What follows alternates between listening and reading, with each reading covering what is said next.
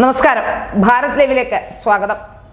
കഴിഞ്ഞ കുറേ ദിവസങ്ങളായി നമ്മൾ ചർച്ച ചെയ്തുകൊണ്ടിരുന്ന ഒരു പ്രധാനപ്പെട്ട വിഷയമായിരുന്നു നടൻ കൃഷ്ണകുമാറിന്റെ മകളായ ദിയ കൃഷ്ണയുടെ സ്ഥാപനത്തിൽ നടന്ന ഒരു തട്ടിപ്പുമായി ബന്ധപ്പെട്ട വിഷയം. ഈ തട്ടിപ്പുമായി ബന്ധപ്പെട്ട വിഷയം ഒരു പരാതിയായി കൃഷ്ണകുമാർ പോലീസ് സ്റ്റേഷനിലേക്ക് എത്തിച്ചപ്പോൾ തന്നെ കൃഷ്ണകുമാറിനെതിരെ ജാമ്യമില്ലാത്ത വകുപ്പുകൾ ചേർത്തുകൊണ്ട് പരാതി എടുക്കാനാണ്, ഒരു പ്രാഥമിക അന്വേഷണം പോലും നടത്താതെ ഒരു പരാതി എടുക്കാനാണ് മ്യൂസിയം പോലീസ് ശ്രമിച്ചത്. ഏതായാലും അതിനെ ഫലപ്രദമായി തടയിടാൻ കൃഷ്ണകുമാറിന് കഴിഞ്ഞു. കൃഷ്ണകുമാർ നേരിട്ട് മുഖ്യമന്ത്രിയുടെ അടുത്തേക്ക് എത്തുകയും മുഖ്യമന്ത്രിയോട് തൻ്റെ പ്രശ്നങ്ങൾ പറയുകയും ചെയ്തതോടുകൂടി ക്രൈംബ്രാഞ്ച് അന്വേഷണം എന്നതിലേക്ക് കാര്യങ്ങൾ എത്തിയിരിക്കുകയാണ്. ക്രൈംബ്രാഞ്ച് അന്വേഷണത്തിലേക്ക് എത്തുമ്പോൾ കൃത്യമായി തന്നെ പോലീസ് അന്വേഷണം നടക്കുമ്പോൾ തന്നെ വ്യക്തമായിരുന്നു ഈ 3 പെൺകുട്ടികളുടെയും അക്കൗണ്ടിലേക്ക് അനധികൃതമായി പണം വന്നിട്ടുണ്ട് എന്ന് വ്യക്തമാകുന്ന തെളിവുകൾ പോലീസിന്റെ കൈവശം ഉണ്ടായിട്ടും എന്തുകൊണ്ടാണ് കൃഷ്ണകുമാറിനെയും മകൾ ദിയയെയും ക്രൂശിക്കാനുള്ള ശ്രമം നടത്തിയത്? കൃഷ്ണകുമാറിന്റെ കുടുംബത്തെ ഒന്നാകെ കേസിൽ അകപ്പെടുത്തിക്കൊണ്ട് ആരെ സംരക്ഷിക്കാനാണ് കേരളത്തിലെ പോലീസ് ശ്രമിച്ചത്? നമുക്കറിയാം, കേരളത്തിലെ മ്യൂസിയം പോലീസ് സ്റ്റേഷനെ പറ്റി പറയുകയാണെങ്കിൽ തിരുവനന്തപുരത്തെ മ്യൂസിയം പോലീസ് സ്റ്റേഷൻ കേരളത്തിലെ തന്നെ ഏറ്റവും നൊട്ടോറിയസ് ആയ ഒരു പോലീസ് സ്റ്റേഷനാണെന്ന് പറയേണ്ടിയിരിക്കുന്നു. മ്യൂസിയം പോലീസിലേക്ക് പണ്ട് മുതലേ ഉള്ളതാണ്. മ്യൂസിയം പോലീസ് സ്റ്റേഷനിലേക്ക് ആരെങ്കിലും ചെന്നാൽ അവിടെ ധാർഷ്ട്യവും ധിക്കാരവുമുള്ള പോലീസ് ഓഫീസേഴ്സിനാണ് പലപ്പോഴും കാണുന്നത്. കൃത്യമായി നടപടിയെടുക്കുകയോ ഒന്നും ചെയ്യാറില്ല. രാഷ്ട്രീയ സ്വാധീനമാണ് മ്യൂസിയം പോലീസിനെ ഇത്രയധികം വലിയ രീതിയിലുള്ള നൊട്ടോറിയസ് ആക്ടിവിറ്റീസിലേക്ക്, അല്ലെങ്കിൽ ലോ ആൻഡ് ഓർഡർ ആണെങ്കിലും ഒക്കെ അവർക്കൊരു മെല്ലപ്പോക്കിന് കാരണമാകുന്നത്. കാരണം നമുക്കറിയാം, മുഖ്യമന്ത്രി താമസിക്കുന്ന നന്ദാവനം, ആ ക്ലിഫ് ഹൗസും ഒക്കെ ഈ മ്യൂസിയം പോലീസ് സ്റ്റേഷന്റെ പരിധിയിലാണ്. അതുകൊണ്ട് തന്നെ മ്യൂസിയം പോലീസ് സ്റ്റേഷനിലെ പോലീസുകാരാണ് പലപ്പോഴും മുഖ്യമന്ത്രിക്കും മന്ത്രിമാർക്കും എല്ലാം അകമ്പടി സേവിക്കാറ്. അപ്പോൾ എല്ലാ മന്ത്രിമാരുമായും മുഖ്യമന്ത്രിയുമായും ഒക്കെ അടുത്ത ബന്ധങ്ങൾ പല പോലീസ് ഓഫീസേഴ്സിനും പോലീസുകാർക്കും ഒക്കെ അവിടെ ഉണ്ട് എന്ന കാര്യത്തിൽ സംശയമൊന്നുമില്ല. അതുകൊണ്ട് തന്നെ രാഷ്ട്രീയ സ്വാധീനം ഏറ്റവും കൂടുതലുള്ള, അല്ലെങ്കിൽ രാഷ്ട്രീയപരമായി സ്വാധീനിക്കാൻ കഴിയുന്ന ഒരു പോലീസ് സ്റ്റേഷൻ എന്ന് തന്നെയാണ് കഴിഞ്ഞ കുറേ നാളുകൾ അവിടുത്തെ പോലീസ് ഓഫീസർമാർക്കും ഒക്കെ വലിയ ധാർഷ്ട്യമാണ്, നമുക്കറിയുന്ന കാര്യമാണ്. അവിടെ തന്നെയാണ് ഒരു പരാതിയുമായി കൃഷ്ണകുമാർ എത്തുന്നത്. ആ പരാതി ആ പോലീസ് സ്റ്റേഷന്റെ പരിധിയിലാണ് കൃഷ്ണകുമാർ എന്നാണ് ഞാൻ മനസ്സിലാക്കുന്നത്. ഏതായാലും പരാതിയുമായി എത്തിയിട്ടും കൃഷ്ണകുമാറിനെ പ്രതിയാക്കാനുള്ള നീക്കമാണ് നടത്തിയത്. അത് ഫലപ്രദമായി കൃഷ്ണകുമാർ തന്നെ കൃത്യമായ തെളിവുകൾ ശേഖരിച്ചുകൊണ്ട് CCTV ദൃശ്യങ്ങൾ ഉണ്ടായിരുന്നതുകൊണ്ട് റെക്കോർഡ് ചെയ്യപ്പെട്ടുകൊണ്ട് ഒക്കെ രക്ഷപ്പെട്ടിരിക്കുന്നു.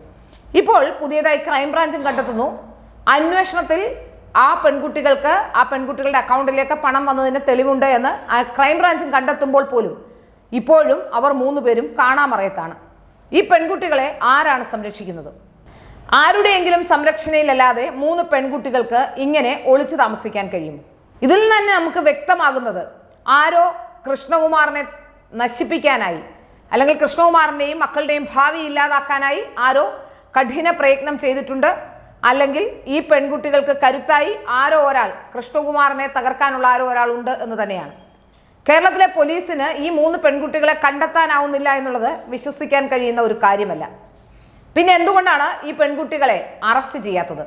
ഇപ്പോൾ മുൻകൂർ ജാമ്യത്തിനായി കോടതിയിലേക്ക് പോയപ്പോഴും ക്രൈംബ്രാഞ്ച് എതിർക്കുന്നുണ്ട്. അപ്പോഴും പെൺകുട്ടികളെ അറസ്റ്റ് ചെയ്യാതെ സംരക്ഷിക്കാനുള്ള നീക്കം എവിടെയാണ്, ആരാണ്, എങ്ങനെയാണ് നടത്തുന്നത്? ഇതാണ് അറിയേണ്ട കാര്യം.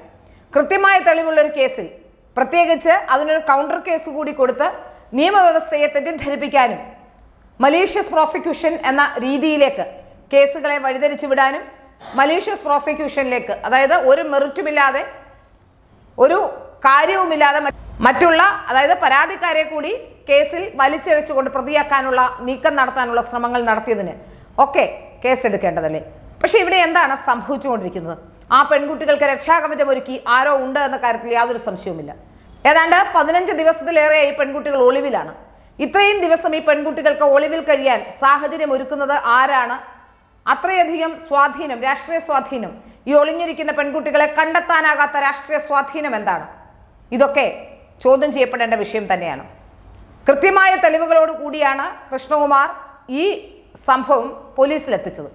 അത് നമുക്കറിയാം, മ്യൂസിയം പോലീസ് സ്റ്റേഷനിലേക്ക് എത്തുമ്പോൾ പണം വന്നതിന് എന്തെങ്കിലും തെളിവുണ്ടോ എന്ന് പോലും അന്വേഷിക്കാതെ ഒരുപക്ഷെ ബാങ്കിൽ ഒരു അന്വേഷണം നടത്തുക, ആ പണം ഈ പെൺകുട്ടികൾ പറയുന്നത് പ്രകാരം ബാങ്കിൽ നിന്ന് വിഡ്രോവലാണ് ചെയ്തിട്ടുള്ളതെങ്കിൽ മാത്രമല്ലേ ദിയ കൃഷ്ണയ്ക്ക് കൊടുക്കാൻ സാധിക്കുകയുള്ളൂ. ബാങ്കിൽ നിന്ന് അവരുടെ ബന്ധുക്കളുടെ അക്കൗണ്ടിലേക്കും അവരുടെ ആവശ്യങ്ങൾക്കും ഒക്കെ എടുത്താൽ പിന്നെ എങ്ങനെയാണ് ദിയ കൃഷ്ണയ്ക്ക് ഇത് കൊടുക്കാൻ കഴിയുക? ഇതിൽ നിന്നൊക്കെ വളരെ സിമ്പിളായ പ്രാഥമികമായ ഒരു അന്വേഷണത്തിൽ പോലും വെളിവാകുന്ന ഒരു കാര്യം, അത്തരമൊരു അന്വേഷണം നടത്താതെ കൃഷ്ണകുമാറിനെ പ്രതിസ്ഥാനത്ത് ചേർക്കാനും കൃഷ്ണകുമാറിന്റെ മകളെ, മരുമകനെയൊക്കെ പ്രതിസ്ഥാനത്ത് നിർത്താൻ ആരാണ് ഈ കേരളത്തിലെ പോലീസിന് അനുവാദം നൽകിയത്? ഏതായാലും ഇത് ചർച്ച ചെയ്യപ്പെടേണ്ട വിഷയം തന്നെയാണ്.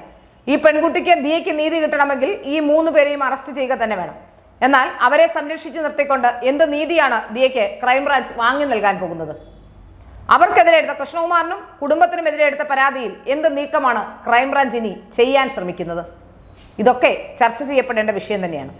കൃഷ്ണകുമാറും മക്കളുമൊക്കെ സമർത്ഥരായിരുന്നതുകൊണ്ടും അവർക്ക് കാര്യങ്ങളെക്കുറിച്ച് വ്യക്തമായി അറിയാവുന്നതുകൊണ്ടുമാണ് ഇത്തരമൊരു കേസിൽ തീർച്ചയായും അവർ വീഡിയോ ഒക്കെ റെക്കോർഡ് ചെയ്തുകൊണ്ടാണ് അവർ രക്ഷപ്പെട്ടത്. നേരെ മറിച്ച് അല്ലായിരുന്നുവെങ്കിൽ തീർച്ചയായും ആ കുടുംബം നശിക്കാനും ആ കുടുംബം ഇല്ലാതാകാനും പോലുമുള്ള അവസരം ഉണ്ടാകുമായിരുന്നു എന്ന കാര്യത്തിൽ യാതൊരു സംശയവുമില്ല.